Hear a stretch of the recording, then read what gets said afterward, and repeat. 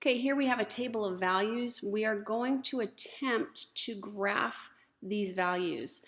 Negative 120 is going to be, whoa, way up there. Way up there. 0, 8, 1, 2, 3, 4, 5, 6, 7, 8. So that's a big drop from 20 to 8. And then 1, 3.2, 1, 2, 3.2. And then 2, 1.28. Oh, the drops aren't as big now.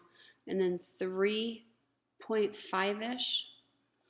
Yeah, this to me looks like it is indeed exponential. We've got that big drop. And then another drop that's not as big, and then another drop that isn't as big, and another drop that isn't as big. And that's exactly what's going to happen there. We're going to have that exponential function going on. So it appears to suggest an exponential model. Now that I know it's exponential, I can say, well, what do I multiply by to get from 20 to 8? What do I multiply by to get from 8 to 3.2? What do I multiply by to get from 3.2 to 1.28? Well, that's kind of hard for me. 20 times something is 8, so I'm going to go backwards. So instead of 20 times what? 20 times what number is 8? I'm going to say 20, let's say 20 times r, because we know it's common ratio, right? What's that common ratio? 20 times r is 8. Well, I'm going to go backwards, and I'm going to say 8 divided by 20. So here we go. 8 divided by 20. 0.4. Let's make it a fraction. 2/5. Okay, very good. Now I'm going to do the same thing. 3.2 divided by 8.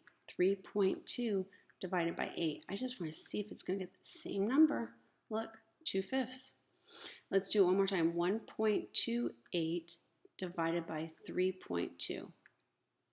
Yep, 0.4 again. That's a 2/5. And then 0.512. I know I said one more time, but this is working out so well. I'm just going to keep going here. And I get 0.4 again. So our common ratio is 0.4. 0.4, 0.4. And 0.4 is an exact number, so I'm just going to keep it 0.4 rather than the 2/5, but you can use either one. Now, we know that we can write this as y equals my initial value is the value when x is 0. So initial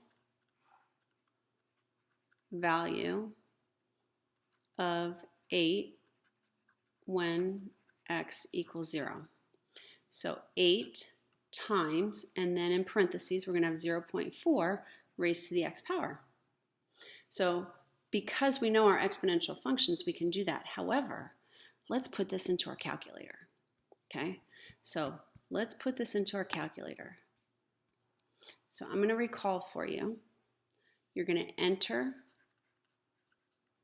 into statistics. So that's your stat button. So on the calculator, you're going to hit menu, statistics. Okay, list 1. This is just a recall because we've done this already. List 1 is our x values. List 2 is our y values. Now, for those of you who are already going to your calculator, if you have data in there, you need to make sure that you delete it. We're going to hit graph so that we can see that it looks like it's exponential. So when we enter the data into our calculator, it's actually going to graph it for us so that we don't have to use a coordinate plane and do it by hand. And then we're going to calculate EXP for exponential. We're going to determine what r squared equals.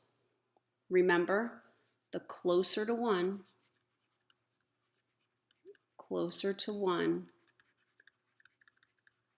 the better the fit.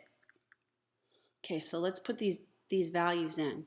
So we're going to go to statistics, And there you go. I've got data in my list 1 and list 2. So I'm going to hit F6, and then I'm going to delete all. That's F4, F1, and it deletes everything in my list. I'm going to hit my right arrow key over so that I'm highlighting list 2. So my cursor is highlighting a number in list 2. Again, I'm going to hit delete all, F1. If you need to rewind or pause the video and see what it is that I'm exactly hitting, definitely go back and do that. Now we're going to enter our values. So I've got -1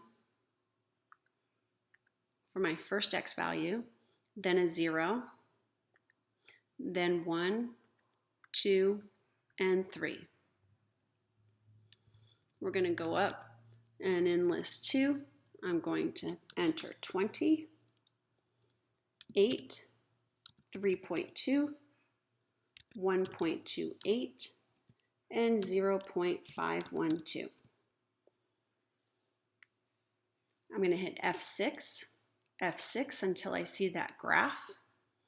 I hit F1, F1 again, and there it graphs it beautifully for me. That is definitely exponential.